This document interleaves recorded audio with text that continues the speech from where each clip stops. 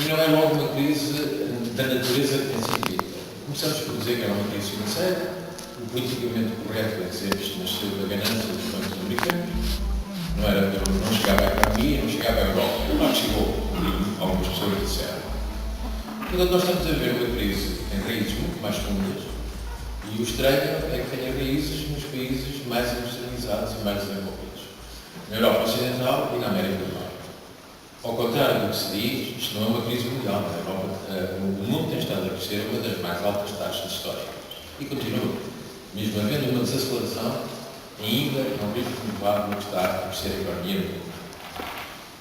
Na maior parte dos países da Europa Ocidental, e nos Estados Unidos, e no Japão, mas essa é uma crise mais antiga, temos realmente uma longa estagnação. Ameaças de estagnação. Sem nós situarmos este problema, é muito difícil estamos a opinar sobre a medida esta ou a medida aquela. Porque é que isto tem acontecido?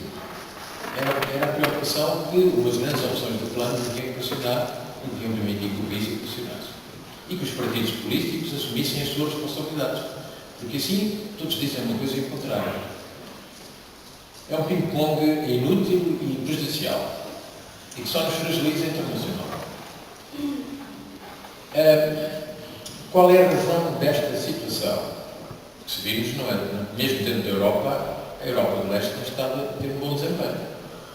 São os países, os antigos membros da União Europeia, que não fizeram o trabalho de casa, têm estão a recuperar com isso.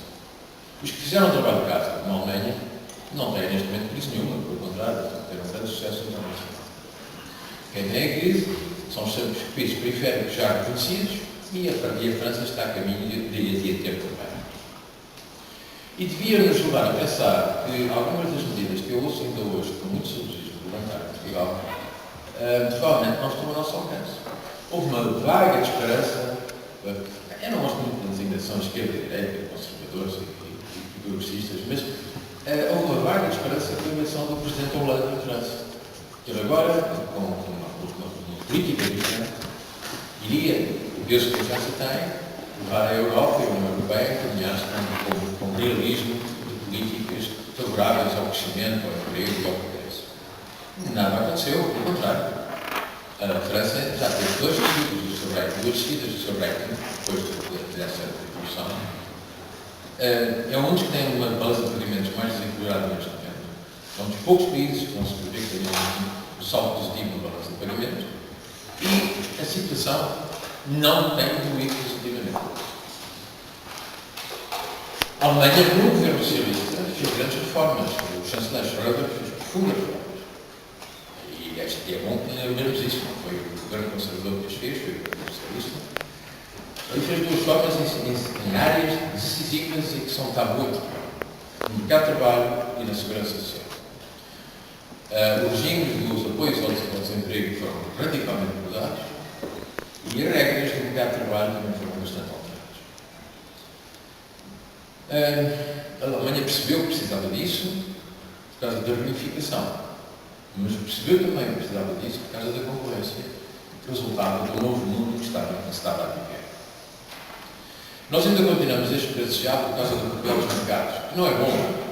Isso já se sabe há muito tempo, a teoria económica explica porquê. Os mercados tendem a acentuar as desigualdades e as flutuações cíclicas.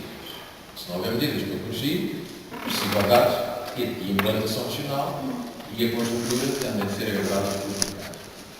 Mas não vejo, neste momento, nenhuma parte do mundo alternativa ao funcionamento dos mercados. O país que as descobrisse fazia sucesso. Quando, depois de 1989, assistiu ao desmantelamento da União Soviética, um dos grandes poderes do mundo, por causa da ineficácia do seu sistema económico, basicamente foi isso. E as consequências disso ao nível das relações sociais. Quando os países mais da Europa todos escolheram aderir à União Europeia, todos escolheram aderir e além dos países, de facto, mas 3 repúblicas da União Soviética seguiram o mesmo caminho, devia nos levar a pensar que é uma coisa que muito séria está a transformar a Europa e está a transformar o mundo. Mas o ponto final foi a adesão, mesmo de países que não têm o regime comunista e o monopólio do poder do Partido Comunista, como o Vietnã ou a República Popular da China, a economia do mercado. É É um bocado estranho. Uma grande parte da Europa não tinha percebido que mesmo países economistas escolheram a economia do mercado. E uma parte dos nossos problemas vem daí, é que continuamos a esbracejar pelas consequências e não pelas causas. Era assim tão difícil perceber, em 1990, um ano depois da queda do muro do Berlim, o que se ia passar. Não era. E muitos em Portugal avisaram disso. Muitos. E associações, a SEDES, por exemplo, fez várias tomadas de posição a alertar para isso. E 2 congressos. Sistematicamente, a resposta que tivemos foi: isso é pessimismo, temos uma democracia de sucesso e uma economia de sucesso em Portugal. E ficamos muito contentes com isso. Não tivemos. Não tivemos. Tivemos um desempenho quantitativamente bem sucedido até 2000. Mas é bom vermos como é que isso foi possível. Foi possível com receitas das privatizações que há alguns anos representaram 500 milhões de contos, 2.500 milhões de euros, milhares de milhões, desculpa. E portanto, viveu-se disso. E viveu-se da descida das taxas de juros. O Estado reequilibrou as suas contas apenas com a descida das taxas de juros. Os particulares compraram casas e automóveis e as empresas tiveram uma redução dos seus custos da ordem dos 10%. Claro que até 2000 isto ajudou muito. Mas isso esgotou-se em 2000. E acontece que em 2000 começou a crise internacional, a crise europeia, para que nós estávamos preparados, não quisemos aceitar. Os Estados Unidos resolveram esse problema com o doping financeiro. É bom que tenhamos a noção que a bolhas especulativas nos Estados Unidos não foi uma iniciativa da banca, foi uma iniciativa do sistema político. O Presidente Clinton e o Congresso encorajaram-nos a praia, com boas razões, queriam acabar com a segregação, o facto das minorias étnicas não terem acesso à habitação, não tinham acesso ao crédito. Mas o que é facto é que deram orientações às agências de refinanciamento para financiar crédito de má notação. E o Sr. Prime Ministro diz. Também acabaram com a segregação dos bancos de investimento em relação aos bancos comerciais e permitiram que recursos de depósitos fossem aplicados em produtos pouco valientes. Também mantiveram uma taxa de juros artificialmente baixa durante muitos anos. Greenspan explicou depois que não era humano pedir que interrompessem um caminho que agradava a tanta gente. Agradava a quem precisava comprar casa, a quem comprava automóvel, aos que as vendiam e aos políticos que tinham o pleno emprego e satisfação dos eleitores. Mas sabia-se o que estava a acontecer. A Alemanha não fez isso. E a preocupar da China muito menos. Mas vamos a Portugal e ao futuro, que é o que interessa. Nós, se não é com orçamentos sucessivos mal fundados e com estratégias que não existem, nós podemos sair do que estamos nesta altura. Alguma coisa mudaria se nós víssemos manifestações nas ruas a protestar contra as causas e não contra as consequências. Eu tenho visto é protestar contra a austeridade. Não tenho visto protestar contra as razões que levaram a este estado de coisas. E, portanto, é muito difícil imaginar que vamos sair facilmente de onde estamos. Se não mudarmos as causas do estado em que estamos, vamos ter todos os anos mais austeridade. Ou então há mais imigração, há mais fuga de Portugal. Quem é que poderia estar interessado num projeto vencedor para Portugal? Os reformados, que vão ter problemas no futuro, ou os jovens que não vão arranjar emprego em Portugal, ou os sindicalistas que continuam a pensar que os empregos se garantem legalmente e não pela viabilidade desses locais que ocupam, ou os empresários que continuam a não ter um projeto alternativo para aquilo que está a ser posto em Portugal. Bom, maio de 2011 foi uma constatação da falência do modelo económico que estávamos a seguir. E é bom que se diga as coisas como elas são. Batemos na parede em maio de 2011. E quem não assumir isto está a querer enganar os portugueses. Aliás, o Ministro das Finanças da altura, ao última da hora, avisou que quando chegássemos aos 7%, o sistema não aguentava. Mas esquecem-se que Portugal e a Alemanha tiveram praticamente a mesma taxa de juros nos mercados, com uma diferença de 20 a 30 pontos básicos. 0,2% ou 0,3%. Durante 8 anos. Portanto, nós embalamos na convicção que dentro do euro temos as mesmas condições que a Alemanha. E não somos só nós, os outros países que estarão muito bem. Se esse modelo faliu, e sabe-se porque é que faliu, se baseado em dois pressupostos que não se verificam. Um é que se pode fazer crescimento económico com base na despesa pública. Quem é que financia? São os contribuintes, são os mercados internacionais, e uma delas é muito fácil. Fazer um programa de crescimento com base na despesa pública não é realista. E as aplicações que se deram a essa despesa pública não foram realistas. É um lugar comum dizer que fizemos investimentos abaixo das autostradas, nos estados, nas piscinas, no Mundial de Futebol, mas não é esse o problema. O problema é que nós não tínhamos a visão, fizemos investimentos que não eram necessários, mas porquê é que não tínhamos essa visão? Não tínhamos a noção que essa base do nosso modelo estava errada. A segunda base é que pensávamos que havia solidariedade europeia. Portanto, nós, como um bom aluno, se nos portássemos bem, a União Europeia tratava de nós. Isso não se verifica nunca, e muito menos depois da queda do muro de Berlim. A Alemanha era solidária enquanto havia a ameaça soviética à porta. Desde essa altura acabou.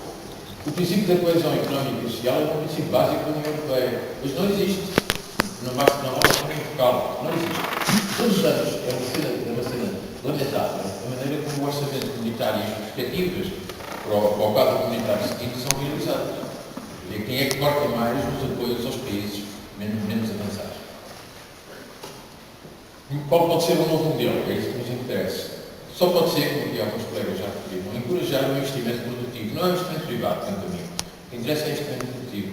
Se é investimento português ou estrangeiro, se é público ou privado, nós temos aquisições de empresas públicas em Portugal, recentemente vindas da China. Não vejo que seja grande diferença se viessem dos Estados Unidos e empresas privadas. Precisamos é que sejam investimentos privados, produtivos, que gerem emprego, gerem valor acrescentado e larguem a base tributária. Se não criarmos mais empregos, se não largamos a base tributária e se não criarmos o potencial de produção, não temos saída. Portanto, temos que ter mais investimento produtivo e entrar em Portugal. Perguntam-me se é fácil. Claro que é. Basta ver os países que o conseguiram, e foram dezenas na Ásia, na Europa e na América Latina, mais na Ásia, na Europa e na América Latina, que o conseguiram. E não serve de alibi dizer que somos um país pequeno e periférico. Não há nenhuma regra que diga que os países mais pequenos se desenvolvem com mais dificuldade que os países pequenos. Se forem ver os casos de sucesso, quase todos são países pequenos. E periféricos não somos. Estamos muito mais perto dos Estados Unidos e da Europa do que estão os países asiáticos, que têm tido sucesso no mercado mundial. Agora, o que não podemos é ter como meta que tivemos durante vários governos reduzir a distância para a média comunitária por menos 1% ao ano. Era o objetivo central. O que é que se garante? Qualquer empresa que tenha como objetivo crescer para a média dos seus concorrentes 1% ao ano está falida. O único objetivo das empresas e dos países é crescer para o nível dos seus concorrentes mais eficazes o mais depressa possível. E nós temos que ver quais são os mais eficazes e tentar-los. O benchmarking permite-nos saber o que é que temos que fazer.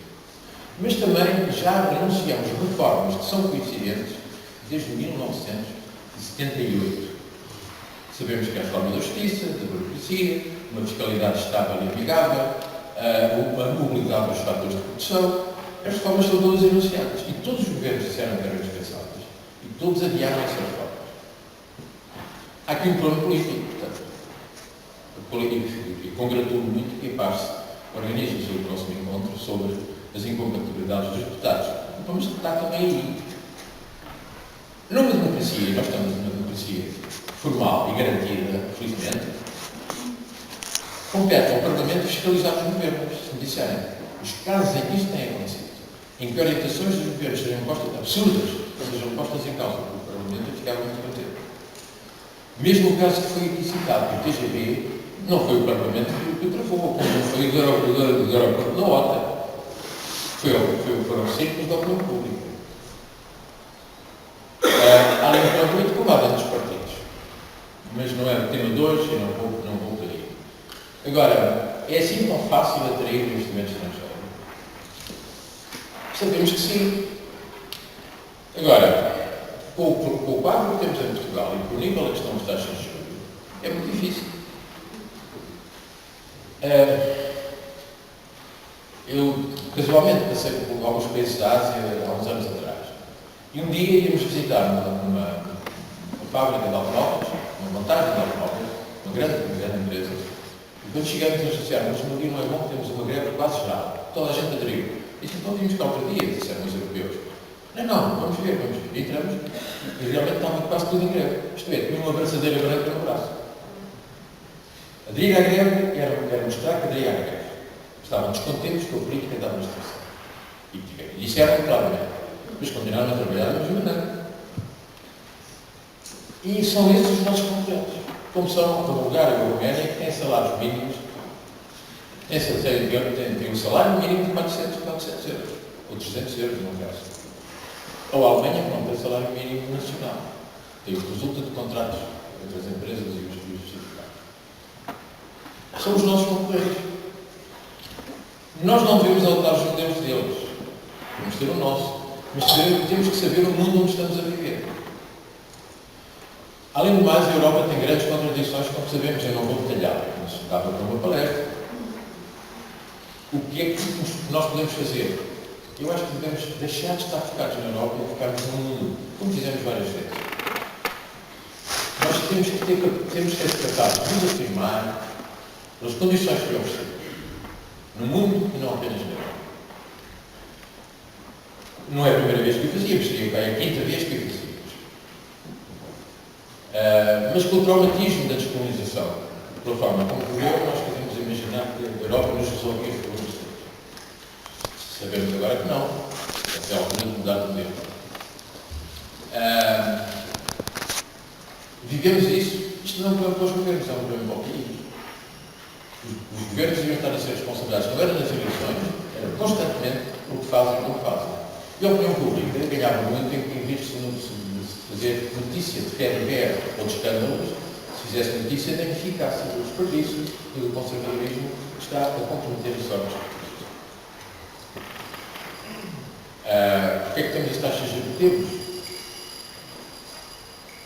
Já aqui se levantou o problema do nosso contraste com a Irlanda e com a Espanha. Bom, a Espanha tinha muito menos dívidas que nós tínhamos. E os mercados sabem isso. Sabem que o crescimento moderado na Espanha resolve o problema. E não é o caso de Portugal. Temos que ter um alto crescimento para suportar a dívida que fomos acumulando. E a Irlanda teve um problema muito complicado. Por causa da banca, nós felizmente não tivemos esse problema. Tivemos escândalos em dois bancos, por falta de supervisão, e tivemos escândalos de outra natureza, porque temos uma política que orientou o trabalho da banca para o imobiliário, promotores imobiliários e habitação. Os bancos deveriam chegar a uma cultura que não é normal, que o Estado, que o Governo acabasse com o subsídio ao crédito de jovens. O Governo não quis, achava que era impopular. Mas essa orientação do crédito ao endividamento das famílias não foi, basicamente, contra a orientação que estava a ser dada pelas entidades secretas. Bom, eu acho que há muitas oportunidades, mas não vou desenvolvê-las agora, chegar a outra altura. Mas porque é que nós não temos exportação de serviços de saúde? Porque é que não temos exportação sistemática de sistemas de serviços de educação, como é a Austrália, que é a terceira exportação da Austrália, e é um país rico em recursos naturais, e a terceira exportação é o ensino? Porque é que nós não temos a possibilidade de ver aquilo e que somos diferentes? Porque é que não fazemos de Portugal uma retaguarda segura para os imigrantes? Temos feito o contrário. O país viveu durante 2 décadas do progresso dos imigrantes e depois esqueceu-se disso.